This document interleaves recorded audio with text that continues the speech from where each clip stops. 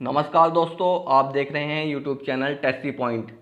UP CATET 2021 का exam जल्द ही होने वाला है और आपके पास बहुत कम समय बचा है तैयारी के लिए, तो इसीलिए हम आपको प्रीवियस ईयर पेपर लगातार प्रोवाइड करा रहे हैं। इससे पहले हम कई सब्जेक्ट्स का डाल चुके हैं। आज हम केमिस्ट्री का प्रीवियस ईयर पेपर लेकर आए हैं। चाहे आप हिंदी मीडियम के हों या इंग्लिश मीडियम के हों, हमने दोनों ही लैंग्वेज में आपको पेपर प्रोवाइड कराया है और इसमें भी हम दोनों ही लैंग्वेज के साथ आपका हर क्वेश्चन डिस्कस करेंगे जो पिछले साल आया था। और इसके साथ साथ अगर आप यूपी कैटेट का फॉर्म भरा है और एग्ज़ाम देने वाले हैं तो इस चैनल को सब्सक्राइब कर लीजिए, क्योंकि हम यूपी कैटेट से रिलेटेड पूरा प्रोसीजर क्या रहता है, किस प्रकार से एडमिशन मिलता है, सभी आपको डिटेल वाइज वीडियो प्रोवाइड कराएंगे ताकि आपको किसी भी दिक्कत का सामना न करना पड़े। तो चलिए शुरुआत करते हैं फर्स्ट क्वेश्चन से। साबुन के झाग में परीक्षित प्रावस्था तथा परिक्षेपण माध्यम क्रमशः होता है। तो इसमें साबुन के झाग में परीक्षित प्रावस्था यानी कि डिस्पर्ज्ड फेज और परिक्षेपण माध्यम यानी कि डिस्पर्जन मीडियम, इन दोनों की अवस्था पूछी गई है। तो इसमें साबुन के झाग में डिस्पर्ज्ड फेज जो होता है वो होता है सॉलिड यानी कि ठोस, और डिस्पर्जन मीडियम हवा में झाग बनते हैं तो डिस्पर्जन मीडियम होता है गैस। तो ठोस और गैस ऑप्शन नंबर 3 करेक्ट हो जाएगा। देखते हैं अगला क्वेश्चन। इनमें से कौन सा लोहे का अयस्क है यानी कि आयरन का और कौन है? तो यहाँ पर ऑप्शन दिए गए थे मेलाकाइट, कैसेटेराइट, पायरोल्यूसाइट, मैग्नेटाइट। तो इनमें से मैग्नेटाइट जो है वो लोहे का अयस्क है, तो ऑप्शन नंबर 4 इसका करेक्ट हो जाएगा। देखते हैं अगला क्वेश्चन। जब हवा में नाइट्रिक ऑक्साइड का ऑक्सीकरण किया जाता है तो लाल भूरे रंग की प्राप्त होने वाली गैस है। तो यहाँ पर आपको गैस बतानी थी कि कौन सी गैस है जो नाइट्रिक ऑक्साइड का ऑक्सीकरण करने पर मिलती है। तो यहाँ पर नाइट्रिक ऑक्साइड का हम ऑक्सीजन कराएंगे तो हमें मिलेगी NO2। तो यहाँ पर जो NO2 है वो एक लाल भूरे रंग की गैस है, तो ऑप्शन नंबर 3 इसका करेक्ट हो जाएगा। अब देखते हैं नेक्स्ट क्वेश्चन।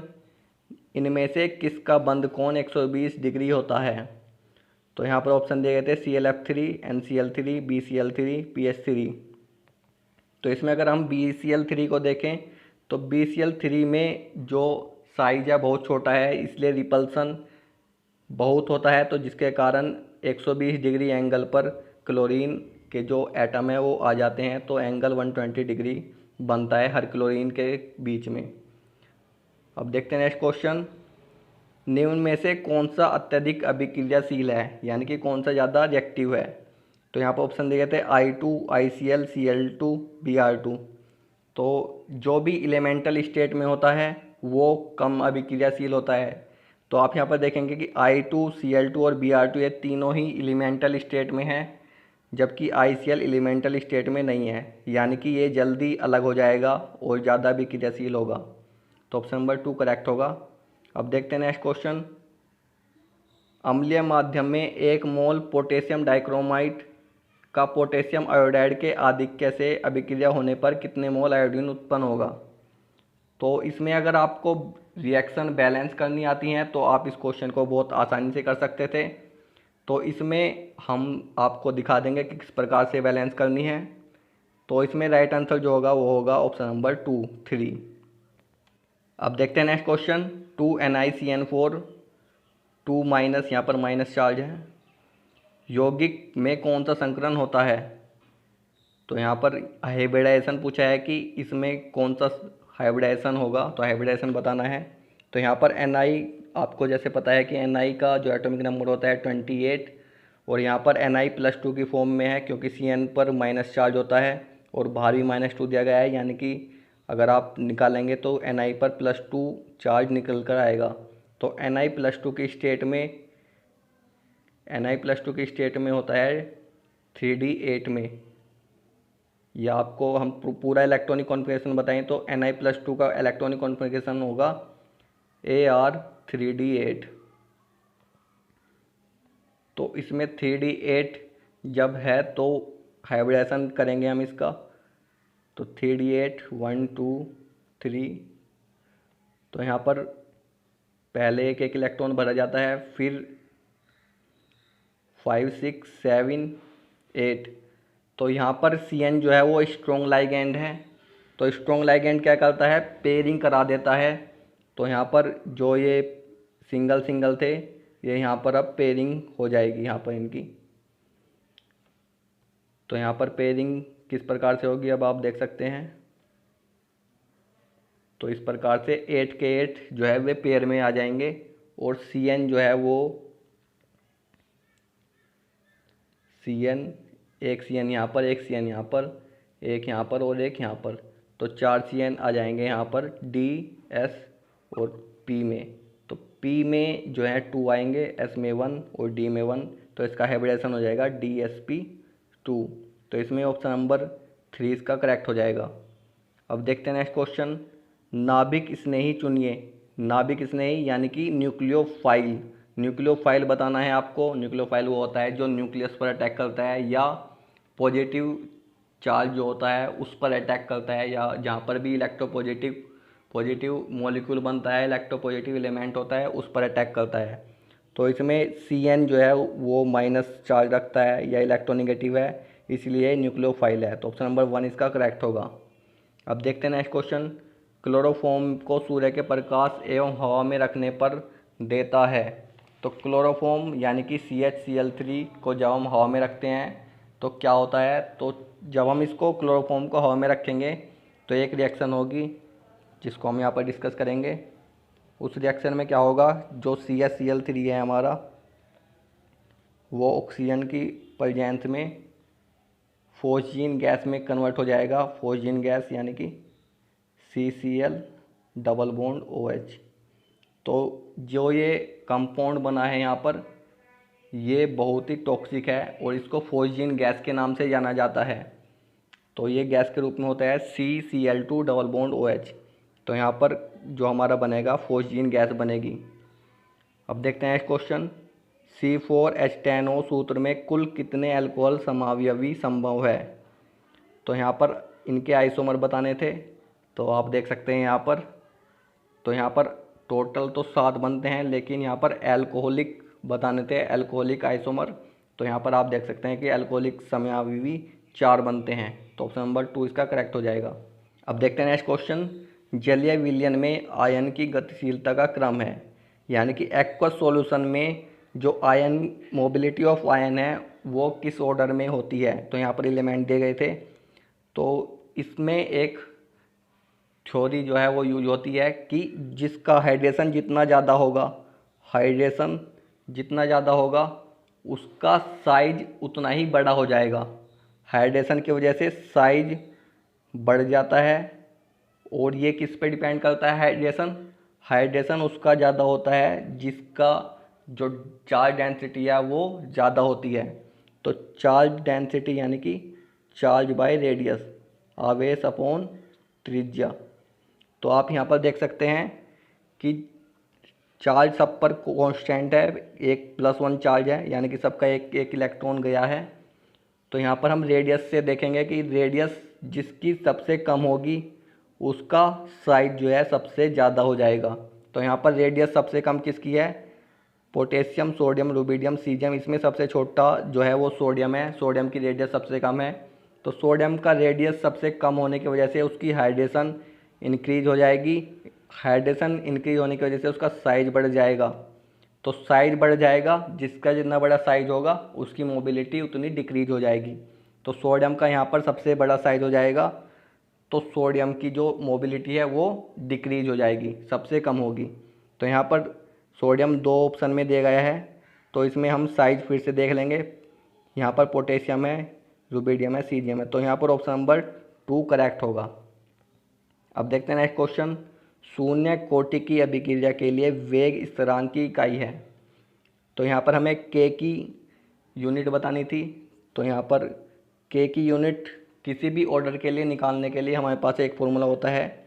तो K की जो यूनिट होती है वो निकल कर आती है मोल लीटर सेकंड। तो सेकंड तो हमेशा -1 यानी कि पर सेकंड में होगा, जबकि मोल जो है वो 1 - n के ऑर्डर में होता है और L जो है वो n-1 के ऑर्डर में होता है। तो इस फॉर्मूले से आप किसी भी ऑर्डर की जो है कांस्टेंट की वैल्यू निकाल सकते हैं, यानी कि किसी भी अभिक्रिया के वेग स्थिरांक की यूनिट निकाल सकते हैं। तो यहाँ पर जीरो ऑर्डर की पूछी गई है, यानी कि शून्य कोटि की पूछी गई है, तो यहाँ पर जीरो रख देंगे एन की वैल्यू। तो यहाँ पर निकल कर आएगा मोल की पावर 1, एन की तो जीरो हो जाएगी, एल की -1 और सेकंड तो -1 रहने ही वाला है। तो मोल पर लीटर पर सेकंड, यानी कि ऑप्शन नंबर 3 करेक्ट हो जाएगा।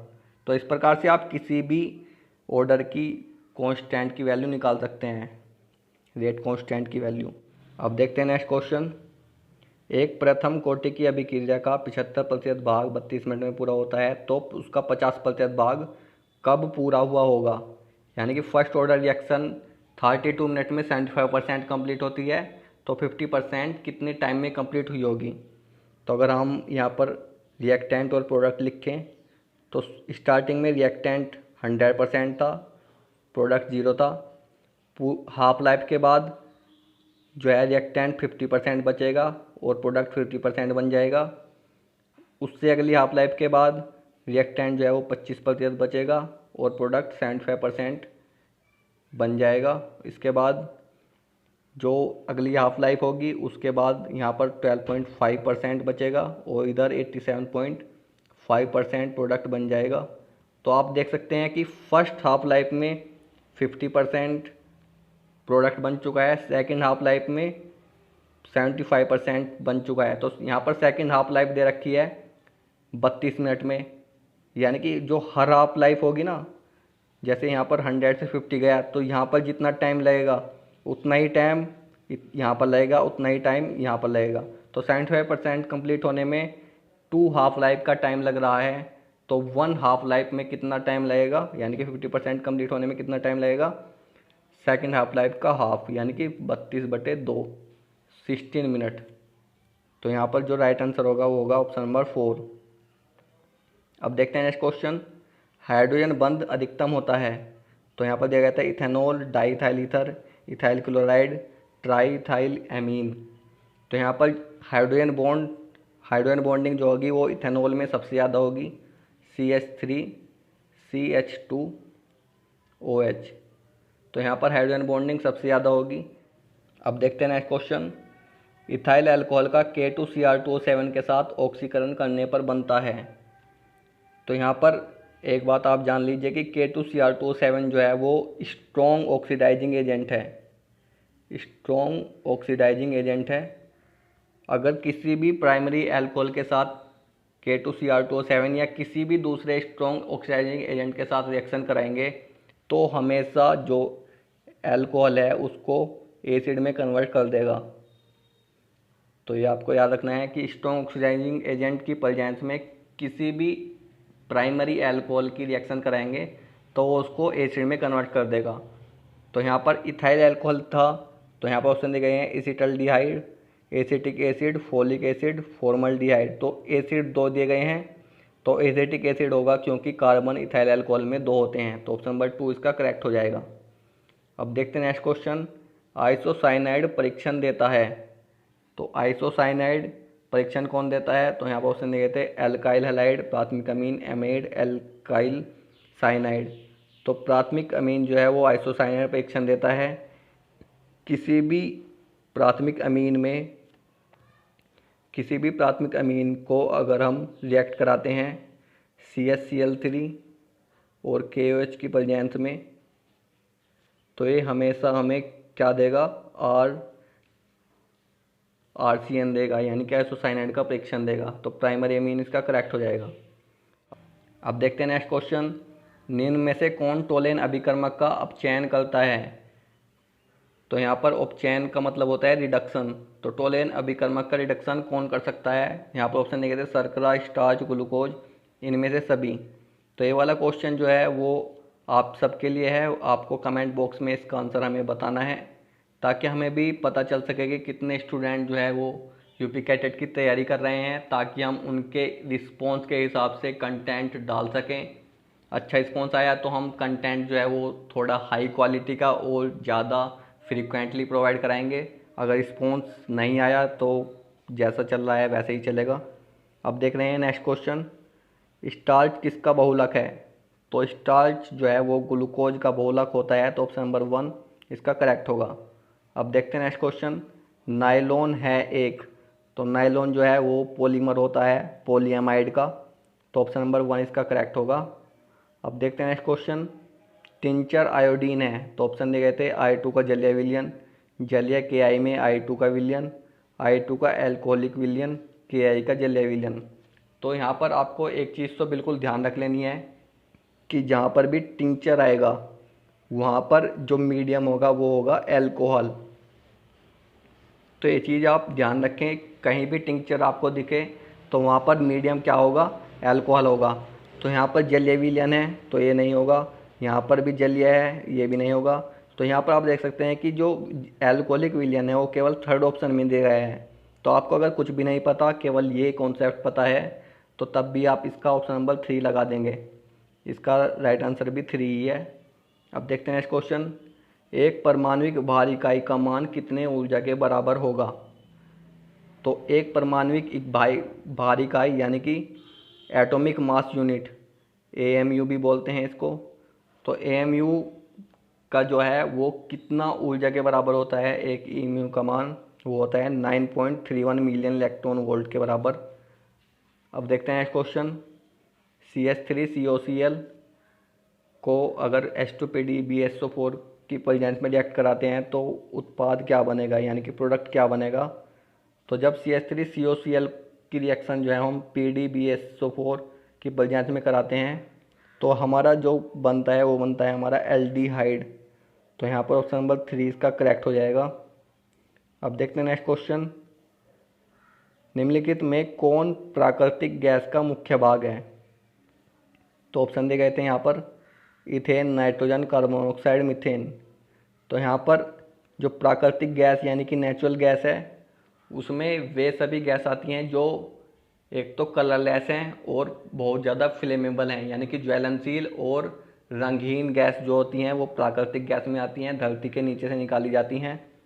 तो उसमें मुख्य रूप से मीथेन और इथेन पाई जाती है और जो उसका मुख्य भाग है वो मीथेन है। तो ऑप्शन नंबर 4 इसका सही होगा।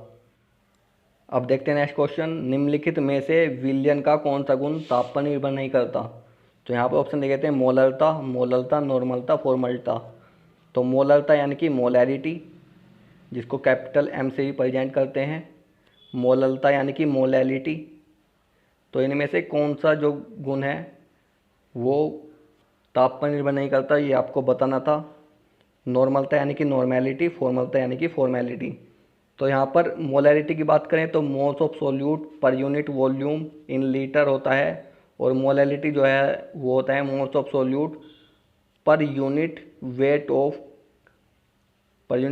ऑफ सोलवेंट, ये kg में होता है।